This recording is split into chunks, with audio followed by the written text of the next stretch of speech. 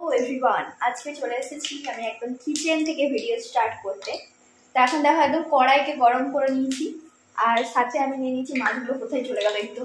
তো এই যে মাছের মধ্যে নুন হলুদ মাখিয়ে নিয়েছি, কিন্তু হলুদ দিয়েছি না বোঝা যাচ্ছে না যেন।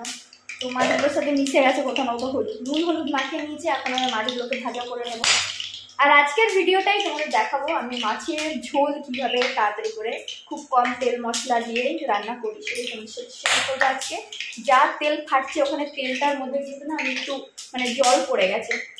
তাছাড়া মাছ ভাজাটা ভীষণ পরিমাণে চাপে। মাছগুলোকে ভেজে নিই, চলো তারপর তোমাদের সাথে আজকে রেসিপি শেয়ার করছি। মাছের রেসিপি শেয়ার করার জন্য সবার প্রথমে যেটা করতে হবে, যে মাছগুলো নুন হলুদ মাখিয়ে রেখেছিলাম সেগুলোকে আমি খুব ভালো করে লাল লাল করে ভাজা করে নেব। অনেকেই রয়েছে যে কাঁচা কাঁচা করে ভাজা খেতে বেশি ভালোবাসে, কিন্তু আমার বাড়িতে আমি বাদ দিয়ে সবাই একদম কড়া করে ভাজা ভাজা খেতে ভালোবাসে। তো ঠিক আছে, সবার মন মতোই একদম কড়া করে মাছগুলোকে ভেজে নিলাম। ওই ভাজা তেলের মধ্যে এবার আলুগুলোকেও খুব ভালো করে ভেজে নেব। সাথে দিয়ে দেবো একটু কিছুটা পরিমাণ নুন আর কিছুটা পরিমাণে হলুদ।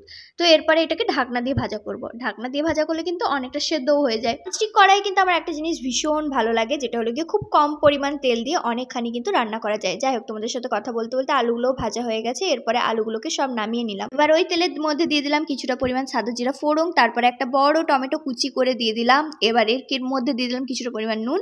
তো টমেটোটা হালকা একটু ভাজা ভাজা হয়ে গেলে তারপরে দিয়ে দিলাম আদা রসুন পেঁয়াজের যে আমি একটা পেস্ট বানিয়ে রেখেছিলাম সেটাই দিয়ে দিলাম। আর এরপরে একে একে দিয়ে দিচ্ছি হলুদ গুঁড়ো, লঙ্কার গুঁড়ো, নুন আর চিনি। তোমরা চাও যদি ধনিয়া গুঁড়ো আর জিরা গুঁড়ো এগুলো ইউজ করতে পারো, কিন্তু তোমরা যেমনটা জানোই আমি গুঁড়া মশলা খুব একটা খাই না, সেই জন্য আমি দিইনি। এরপরে মশলাটাকে ভালো করে কষিয়ে তারপরে আলু যেগুলো ভেজে রেখেছিলাম সেগুলো দিয়ে ভালো করে কষিয়ে জল ঢেলে ঢাকনা দিয়ে কিছুক্ষণ নাড়াচাড়া করে নামিয়ে নিলেই রেডি আজকে মাছের ঝোল।